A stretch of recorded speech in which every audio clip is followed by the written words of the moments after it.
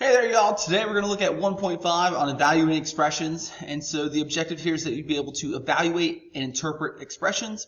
And this comes from the standard ASE 1 on interpreting the meaning of coefficients, factors, terms, and expressions based on the real-world context. Interpret the complicated expressions as being composed of simpler expressions. And that part of the standard we'll talk about later on as we go through foundations and intermediate. But today we're just going to remind yourselves how to evaluate an expression. So let's look at a couple definitions here. First, an expression is a mathematical phrase that contains operations, numbers, and/or variables. It could be any combinations of those three. However, what is one thing that is not on this list? What is not on this list is an equal sign. So an expression will not have an equal sign.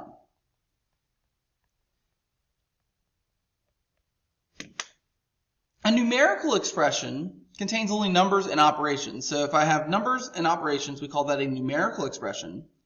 But if I include variables, we call that an algebraic expression. So let's remind ourselves of the order of operations. Remember that we work with parentheses first. And so we'll simplify whatever we have inside the parentheses, whatever the operations are.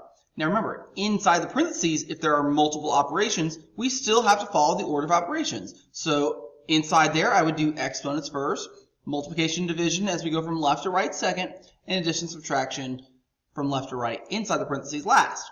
So in this example to the right, we've got this 8 minus 3 inside the parentheses. So we'll do the 8 minus 3 first and get the 5.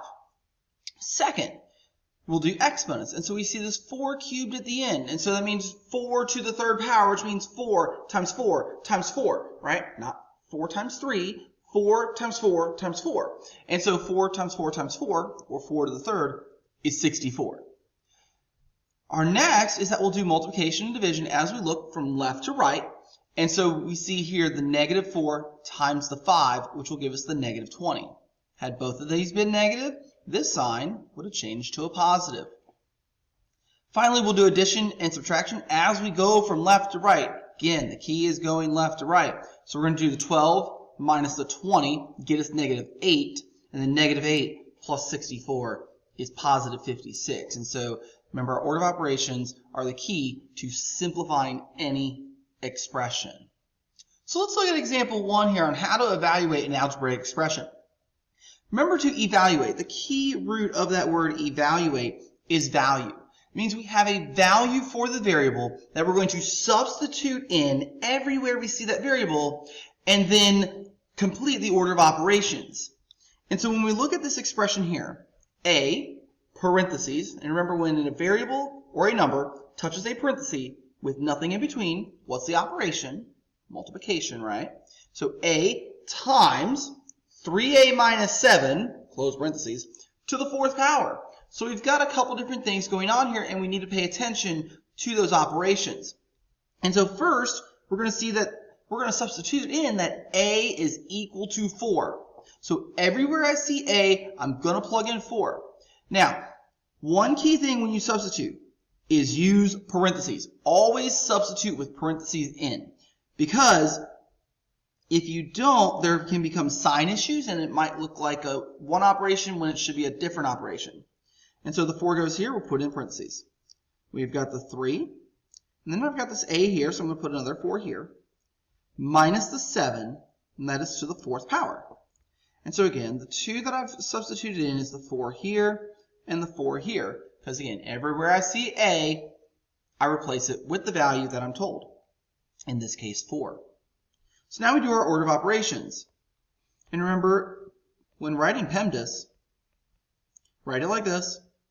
And if we are asked to either evaluate or simplify, if we're asked one of those two words, evaluate or simplify, we work down the order of operations, starting with parentheses, exponents, multiplication, division, and addition, subtraction. So I've got parentheses here, so I'm going to work inside these parentheses first until I get it down to one singular value. And so 3 times 4 minus 7, so the multiplication will come first. And so inside this parenthesis, I'm going to get 3 times 4 is 12 minus the 7. Now, I haven't done anything else outside. I'm going to copy that all down and just bring it down to the next line. And then I'm going to do the same thing. I'm going to continue to work inside this parenthesis. 12 minus 7 is 5. And so we'll put the 5, and then I'll copy down everything else that I have not used yet. So now I've got this line. I've got 4 times 5 to the 4th power. Which comes next? Is it going to be the exponents, or is it going to be the multiplication? Look at our list. Our list says that we do what?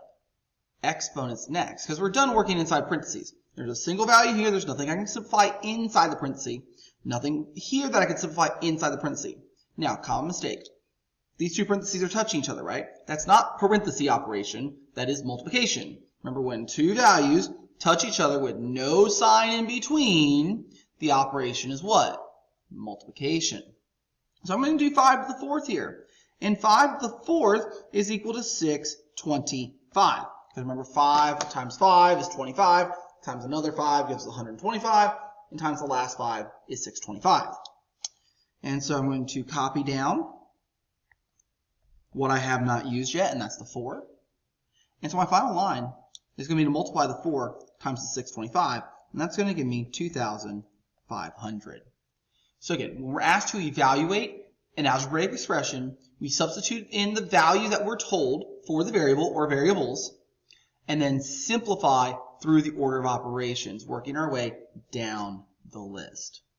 So I've got two examples here that I want you to try. You'll see here that for both these examples, x is equal to 4 and y is equal to 7. And so in example 1b, you've got 7x plus 3y minus 12. In example 1c, you've got 2x, parentheses, which means what operation? Multiplication. Parentheses, 3y minus 4x, close your parentheses, squared. So I want you to pause the video now, try these two problems, come back, and then we'll look at the answers to them. All right, I hope you paused the video. So let's look at the first problem. So everywhere I see x, I'm going to plug in 4. Everywhere I see y, I'm going to plug in 7. And plug in means substitute, right? So 7 times, because remember, number to variable is multiplication. So 7 times x, so 7 times 4, plus 3 times the y, that's 7, minus the 12. And so we'll do our order of operations as we need to. Are there anything inside parentheses that need to be simplified? No. The 4 is by itself inside of parentheses, the 7 is by itself. Are there any exponents? Not in this problem. So we move on to the next step. Multiplication, division, left to right. So I've got 7 times 4 is 28. I've got 3 times 7 is 21. And this minus 12 will just come on down. Finally, we have addition and subtraction as we go from left to right. So 28 plus 21 is 49 minus the 12. And again, that part's just coming down. And so 49 minus 12 is 37. Now, had I plugged in a different x and y, I get a different value, right? But with this x and this y, x being 4, y being 7, we get 37 for this expression. Let's look at 1c. Same thing's going to happen, right? So we plug in 4 for the x, 7 for the y. So I'm going to get 2 times the 4, parentheses, 3 times the 7, minus 4 times the 4 squared. So again, all I've done here in step 1 is substitute in everywhere I see x, I put 4, everywhere I see y, I put 7, and remember, anytime you substitute, you put it in parentheses. Okay? So let's do our order of operations from left to right, or as we go down the list. First thing we got is parentheses. So I'm going to be working inside of this parenthesis here. And so inside that parenthesis first, I have multiplication. And so inside this parenthesis, 3 times 7 is 21. 4 times 4 is 16. The negative here is going to stay because it's a negative times a positive, so 21 minus 16. Everything else that I've got will be coming out front, or where it was, right? So 21 minus 16 inside the parentheses. So we're going to see that that is 5. Copy everything else that I have not used down. Do not lose any pieces, and that's why I'm using these colors, right? Everything in red I haven't touched yet in any of these problems. Next step, the exponent, right? Because this is multiplication, multiplication, multiplication, but this is an exponent. So I'm going to do 5 squared, and 5 squared is 25.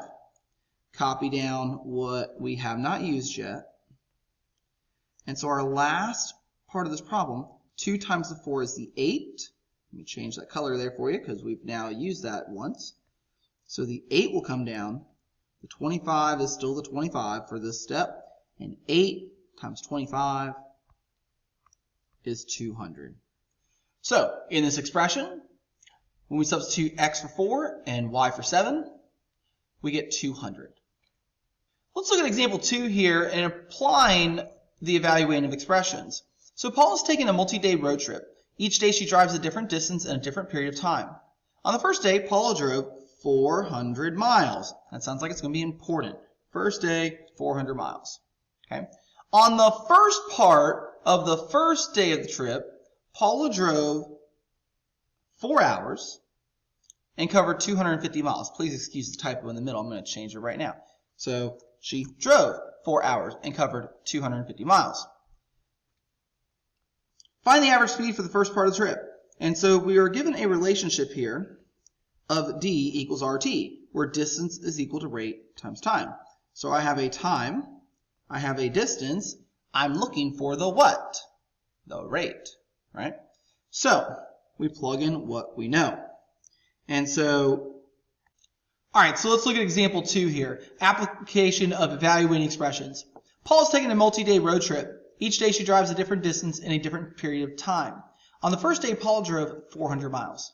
On the first part of the first day of the trip, Paula drove 4 hours and covered 250 miles. So that information is going to be pretty important to us. Find the average speed for the first part of the trip. And so R is equal to D over T. So rate is equal to distance over time. And so we're going to plug in what we know. And so R is equal to our distance of 250 miles over 4 hours.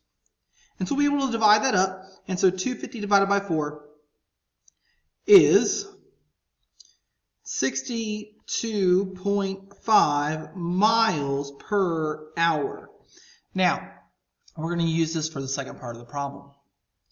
On the second day of the trip, Paula drove at the same average speed as the first part of her day. Her total distance over the 2 days can be represented by the 400, so that was day 1, plus 62.5 times t. So the 62.5 here is the 62.5 here, where t is the number of hours that Paula drove on the second day. Paula drove 8 hours on the second day. So find the total distance that Paula drove in 2 days. And so on day 2, she drove 8 hours. And so we're going to do 400 plus 62.5 times the 8. And so 400 plus 500. And so 400 plus 500 is 900. All right, so that's the end of this lesson. I hope y'all have a great day, and I will see you next time.